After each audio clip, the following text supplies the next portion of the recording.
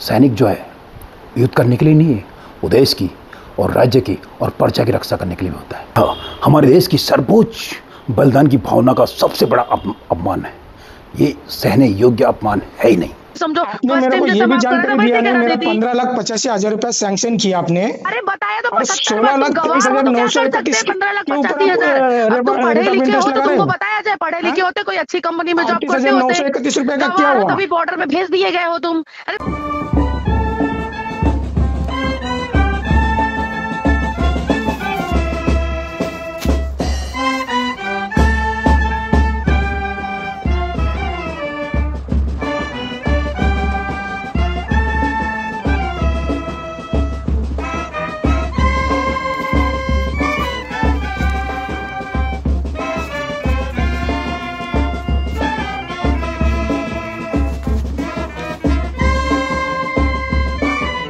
आओ, हाँ, आओ, आओ। गाना गा दो, ये कौन सा वाला है?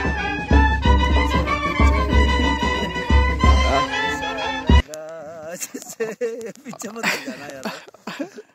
बस।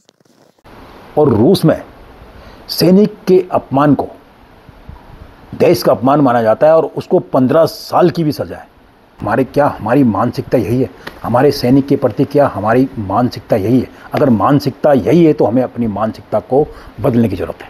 जय हिंद दोस्तों, मैं फौजी अन्नू पहाड़ी आप सभी का अपने ब्लॉग में हार्दिक अभिनंदन करता हूँ।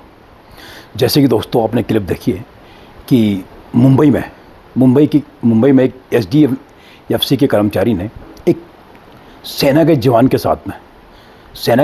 साथ में लोन की किस्त के चक्कर में कितनी अभद्रता का व्यवहार किया है। और दोस्तों ये बहुत ही निंदनीय विषय है। खैर मैं इस विषय में बाद में आता हूँ और फिर पहले मैं बता देता हूँ कि सेना क्या चीज़ है। तो दोस्तों पहले आप सबको आचार्य चाणक्य जी ने बताया था कि सैनिक बोलो कौन होता है। सैनिक बोला सिर्फ एक लड़ाई करने के लिए नहीं होता। सैनिक एक लड़ाई करने के लिए ही नहीं होता है, बल्कि वह देश, राज्य और प्रजा का रक्षक भी होता है। बिल्कुल सही बोला उन्होंने, चाणक्य जी ने बिल्कुल सही बोला कि सैनिक जो है बोला हमारा सिर्फ सैनिक जो है युद्ध करने के लिए नहीं है, वो देश की और राज्य की और प्रजा की रक्षा करने के लिए भी होता है। वही सैनिक है जब सभी अपने घरों में सोए रहते हैं तो सैनिक बॉर्डर में ड्यूटी देके जागता रहता है, रात दिन जागता रहता है। और उसी सैनिक की ड्यूटी कारण ही यहाँ हमारा देश सुरक्षित है। हम लोग बड़ी चैन की नींद सोए रहते हैं। ये चीज़ देखिए आप। और सबसे बड़ी बात कि जब कोई भी फेस्टिवल होते हैं, त्यौहार होते हैं, लोकल फेस्टिवल कुछ भी होते हैं, तो हम अपने फेस्टिवलों को बड़े प्यार के साथ फैमिली के साथ सभी पूरा देश मनाता रहता है। और वो सैनिक हम सब के लिए पूरे देश के लिए बॉर्डर पे जागता रहता है, बॉर्डर पे चौकीदारी करता रहता है, हमारे देश की सुरक्षा करता रहता है। और उस सैनिक के लिए मेरी 140 करोड़ की हमारी जो देश की जनसंख्या है, वो सैनिक के लिए वही अपना परिवार है। तो देखिए उस सैनिक के लिए एक बैंक कर्मचारी ने इतनी भद्दी बातें बोली हैं। तो ये जो बातें हैं ये एकदम अशोभनीय बातें हैं। ये बातें किसी भी हाल में सही नहीं। हमारे देश की सर्वोच्च बलिदान की भावना का सबसे बड़ा अपमान है। ये सहने योग्य अपमान है ही नहीं। अब दोस्तों मैं उस क्लिप पे आता हूँ जिस क्लिप में कि सीधे अनुराधा वर्मा जो कि SDFC की कर्मचारी है। हालांकि SDFC ने अभी अपने कर्मचारी मानने से मना कर दिया उनको कि वो बोला थर्ड पार्टी एजेंट है कोई। खैर कोई वो है तो SDFC की। तो जिस क्लिप में उन्होंने अब हमारे सैनिक को, हमारा सैनिक जो बॉर्डर पर तैनात है, उसको कैसी भद्दी बातें की उसके साथ में और कैसी अभद्रता का व्यवहार किया।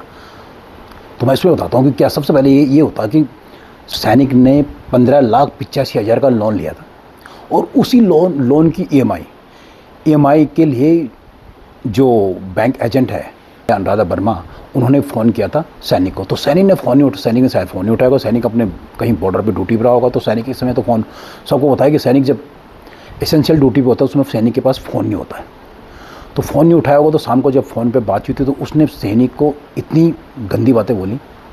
उसका मैं क्लिप आपको पूरा क्लिप दिखाऊंगा आगे।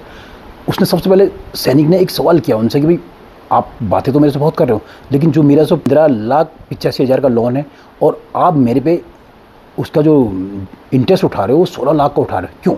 बस इसी पे क्या था, वो जो HDFC कर्मचारी थे वो भड़क गई, सैनिक के ऊपर वो कर्मचारी भड़क गई। जबकि ये रिस्पॉन्सिबिलिटी RBI के रूल के हिसाब से ये होता है कि जब भी कोई लोन लेने वाला जो भी अभ्यर्थी है, अगर कभी भी वो बैंक से किसी भी चीज़ की डिटेल्स मांगता है तो बैंक को वही डिटेल देनी नहीं पड़ेगी, बल्कि बैंक उसको विद स्टेटमेंट, RBI के रूल है कि विद स्टेटमेंट उसको देगा। और यहाँ पे कुछ मामला हो रहा है, स्टेटमेंट के मुंह से बताने के बावजूद कुछ भी नहीं बोला, स्टेटमेंट दूर की बात है, उल्टा सैनिक को ही उन्होंने लतेड़ना शुरू कर दिया, जो कि एक बहुत ही शर्मनाक बात है। तो उनकी बातें क्या हुई, कैसे हुई, आप क्लिप देखिए और उसके बाद फिर उस क्लिप के ख़त्म होते ही मैं आपको उसका एनालिसिस कराता हूँ, तो आप लोग क्लिप देखिए उसकी। मैं जाता हूँ करता हूँ, तुमको हर एक मैसेज का ना रिप्लाई तो देना चाहिए ना एटलीस्ट, कि मैडम करता हूँ नहीं है या कुछ भी मजबूरी समझो। आपने मेरे को ये भी जानकारी दिया नहीं, मेरा 15,85,000 रुपया सैंक्शन किया आपने। अरे बताया तो और 16,23,931 पढ़े लिखे हो तो तुमको बताया जाए, पढ़े लिखे होते कोई अच्छी कंपनी में जॉब करते होते, 931 रुपए का क्या हुआ? तभी बॉर्डर में भेज दिए गए हो तुम। अरे सर ऐसा ना किसी के हक का ना खाने का नहीं, तुम समझा ना, हजम नहीं होगा, तभी तुम लोगों के बच्चे ना विकलांग पैदा होते हैं और ऐसे ही लोग होते जो शहीद हो जाते हैं। ओके ओके रखो ओके अभी फोन और दिखाओ, और 15 दिन में मैं भी देखती हूँ तुम क्या चीज हो, कौन सी तुर्रम खां हो तुम। मैं भी देखती हूँ 12 साल से तो CRPF में बिजनेस कर रही हूँ, तुम क्या मेरे को सिखाओगे? और मैं भी ना डिफेंस फैमिली से बिलोंग करती हूँ, तुम क्या मेरे को मैं भी सिखाओगे आपका यार? पूरा है ना, अभी आपका है ना ये भी, मैं भी आपको दिखाता हूँ मैं भी किस चीज का फैमिली का हूँ, अब क्या कर सकता हूँ। दिखाओ कितनी बड़ी फैमिली के होता है ना सर, 15-16 लाख रुपए ना लोन नहीं लेते। पता लगता है आप कौन से ज्ञान फैमिली से मत दे, बिलोंग ज्ञान करते मत हो। दे, ठीक है, लोन पे जी रहे हो, अब क्या ज्ञान हमको घंटा तुम दोगे? लोन पे जी रहे हो, ऑफकोर्स जी रहे हो लोन पे, 5,000 देने में तुम्हारी नानी याद आ गई है। काम कर रहे हो आप तो। दिखा, बोल मत, दिखा आके सामने, ओके मैं तो चैलेंज कर दिया ना आपको, मैं दिखाऊंगा आपको। करो चैलेंज, आओ दिखाओ। रिकॉर्डिंग मेरे पास रखा है, आपने क्या किया है क्या नहीं, रिकॉर्डिंग जो भी रखना है, मैं कहाँ नौकरी कर रहा हूँ और आपने कहाँ से सर्विस सर्टिफिकेट बनाया, जिधर भी भेजने का है उधर भेजो, देख लेना, मैं भी 2 बार तो नहीं जिधर हूँ। भेजने का है उधर भेजो, दिखाओ तुम एक बार। मैंने भी आपने जो भेजा उसका स्क्रीनशॉट मार रखा है, एकदम बिंदास। और भी कुछ चाहिए तो और भी कुछ भेज देती हूँ। भेज दो, क्या है आपके पास, क्या चाहिए तुमको, क्या चाहिए तुमको बताओ ना, वो चीज भेजती हूँ। और स्क्रीनशॉट क्या मारने की जरूरत है, भेज दो मेरे को, भेज दो करूंगी मैं। अरे तुम क्या सर्विस सर्टिफिकेट भेजा है मेरे को देखोगे? हाँ जाओ, जो भी उखाड़ने का है। मैं क्या बात कर रहा हूँ, आप इतना बोल रहे हो ना, जो सर्विस सर्टिफिकेट बना है ना, वो मेरे को भेजो, भेजो आप। क्यों स्क्रीनशॉट निकाला, किधर गया? वो क्या करना है आपको, मैंने स्क्रीनशॉट निकाला ही नहीं। स्क्रीनशॉट निकाल के रखा है ना, भिखारी जैसा लोन पे जी रहे हो। जाओ ना, तुमको जो खाने को खाड़ो और आओ, मैं सर्विस लेटर देती हूँ तुमको। हाँ भेजो भेजो भेजो भेजो भेजो भेजो, क्या होता है भेजना क्या? 4 दिन से भेजो भेजो, आपने कितना दम है, आप जितना बोल रहे हो ना, तेरे को भेजेगा, आप जितना बोल रहे हो ना, आप में कितना दम है वो देखो। तुम बोले हो ना, तुमने चैलेंज किया ना, तुम करके दिखाओ। तुमको मैं पागल दिखती हूँ क्या? तुमको मैं पागल दिखती हूँ? रिकॉर्डिंग रखा है ना, स्क्रीनशॉट रखा है ना, दिखाओ। बिल्कुल बिल्कुल रखा है, बिल्कुल दिखाओ। हाँ बिल्कुल बिल्कुल, अभी 5,000 रुपए के लिए कर रहे हो, 5 लाख करा दो मैडम, इसको देना ना उसको देना है, हमको दिखा रहे हो तुम। तुम्हारा अभी जैसे कि आप लोगों ने क्लिप में जो भी बातचीत हुई सारी सुन ली होगी। अभी सेना के जवान ने सिर्फ क्या बोला, सेना के जवान ने सिर्फ 2 वर्ड बोले कि मुझे 15,85,000 लोन के अगेंस्ट में आप 16 लाख का इंटरेस्ट क्यों ले रहे हैं, सिर्फ मुझे ये डिटेल्स दीजिए। और ये डिटेल्स देने के बजाय उस बैंक कर्मचारी ने, जो बैंक एजेंट थी, ये बैंक एजेंट ने कितनी भद्दी गालियाँ दी है सेना के जवान को, जबकि उसको डिटेल्स देनी चाहिए थी। सिंपल चीज़ है कि RBI के रूल के हिसाब से उसको डिटेल्स प्रोवाइड करनी चाहिए थी, विद स्टेटमेंट, बल्कि बाकायदा विद स्टेटमेंट के साथ देनी चाहिए थी। इसके बजाय उसने उल्टा कैसी भद्दी लैंग्वेज बोली, तुम अनपढ़ हो, गंवार हो, इसीलिए बोला फौज में गए हो और इसीलिए फौज में जाकर तुम्हें बॉर्डर में भेज दिया गया। और दूसरी एक वर्ड, सबसे गंदा वर्ड बोला वहाँ जाकर तुम शहीद हो जाते हो। ये मतलब शहीद होना मतलब हमारे देश का जो सर्वोच्च बलिदान है, ये उसकी सरेआम जो है अवहेलना है। सर्वोच्च बलिदान की सरेआम अवहेलना की है इन्होंने, क्यों की है? इनको पता ही नहीं है, इनको पता ही नहीं है कि सर्वोच्च बलिदान, ये शहीद क्या चीज़ होता है। इसीलिए ये गलती करें कि ये कुछ पता ही नहीं इनको। और फिर क्या बोला, बोले तुम बड़े तुर्रम खा लो, लोन पे जी रहे हो, तो मुझे क्या ज्ञान दोगे।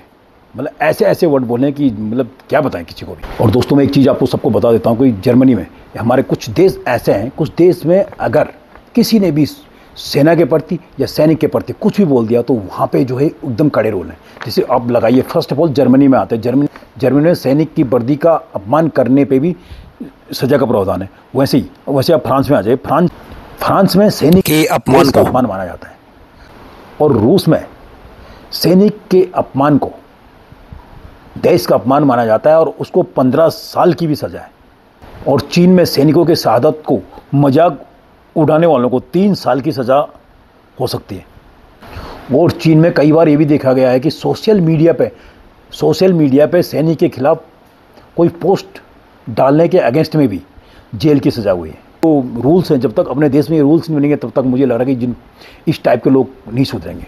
इस टाइप के जो लोग होते हैं वो तब तक इनकी समझ नहीं आएगी कि एक सैनिक क्या होता है, सैनिक का जीवन क्या होता है। अगर आपको सच्चा सैनिक का जीवन देखना है तो मैं आपको सीधे ले चलता हूँ मेरे दोस्त की सीधे थर्ड ग्लेशियर की कुछ क्लिप हैं, और ये मेरे मित्र की क्लिप हैं थर्ड ग्लेशियर में। और वहाँ पे देखिए आप कैसे थर्ड ग्लेशियर में एक जवान, एक सैनिक जो है कैसे रहता है, मतलब कैसे बर्फ़ आइस के जो घर बने हैं और उनमें रहता है एक सैनिक। वहाँ जीवन देखिए, आप पता चलेगा सैनिक का जीवन क्या। आप उन क्लिप देखिए और फिर मैं लास्ट में आपको थोड़ा सा मिलता हूँ। क्लिप देखिए और आप समझिए कि सैनिक का जो जीवन है वो जीवन क्या है। और मुझे लग रहा है कि सबसे पहले इन मैडम को एक क्लिप दिखाने की जरूरत है। जब ये सैनिक एक जीवन को देखेंगे, अब इन्होंने कुछ तो देखा नहीं है, सैनिक के जीवन को देखेंगे तब इनको पता चलेगा सैनिक का जीवन क्या होता है। तो मैंने क्लिप लगा रहा हूँ, आप इन क्लिपों को देखिए फिर लास्ट में मिलता हूँ।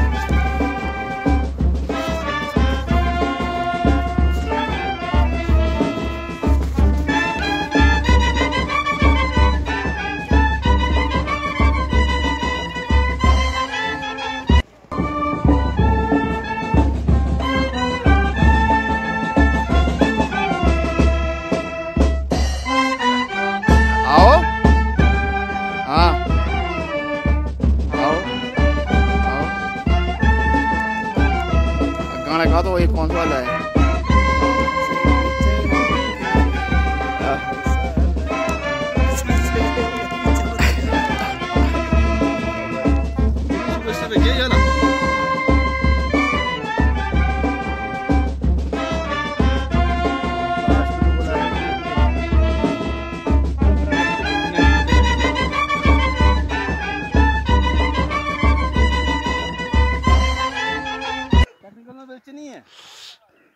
नहीं है होंगे क्यों नहीं।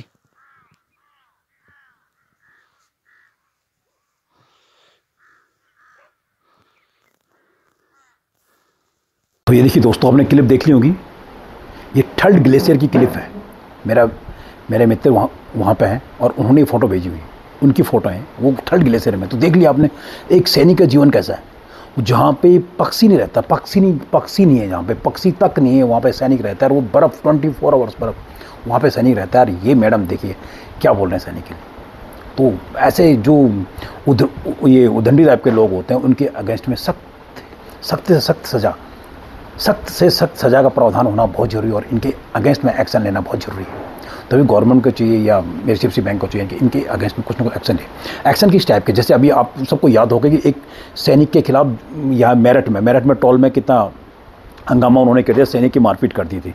गवर्नमेंट ने एकदम सही एक्शन लिया उसमें, गवर्नमेंट ने बहुत बढ़िया एक्शन लिया। जिन्होंने मारपीट की थी उन पे एनएसए लगा के उन्हें जेल के अंदर सीधे भेजा था, एनएसए लगा के जेल के अंदर भेजा था। कंपनी का जो है लाइसेंस टर्मिनेट कर दिया गया था और कंपनी पे 20 लाख की जो है जुर्माना लगाया गया था। तो इस तरह के जो एक्शन सेना के खिलाफ जब भी कोई मुद्दे ऐसे सामने आते हैं तो गवर्नमेंट को सख्त से सख्त एक्शन लेने की जरूरत। जैसे आज ये गवर्नमेंट ने मेरठ के टोल प्लाजा में जो कांड हुआ था उस पर लिया था, बहुत बड़ा एक्शन था वो। और कंपनी का टेंडर भी टर्मिनेट किया था, टेंडरिंग कंपनी को 20 लाख का जो फ़ाइन लगाया था। और इन पे जो भी वहाँ पे कर्मचारी थे जिन्होंने मारपीट की थी उन पे जो एनएसए लगाया था उसी तरह जेल के अंदर गए थे। तो बस दोस्तों आज यही था, और वीडियो के बारे में समझिए, ज़रा गहराई तक समझिए कि इस वीडियो में क्या है कैसा है, क्यों उन्होंने बोला, क्या हमारी मानसिकता यही है? हमारे सैनिक के प्रति क्या हमारी मानसिकता यही है? अगर मानसिकता यही है तो हमें अपनी मानसिकता को बदलने की ज़रूरत है। तो इसी के साथ दोस्तों, जय हिंद, जय भारत, जय उत्तराखंड, जय हिंद।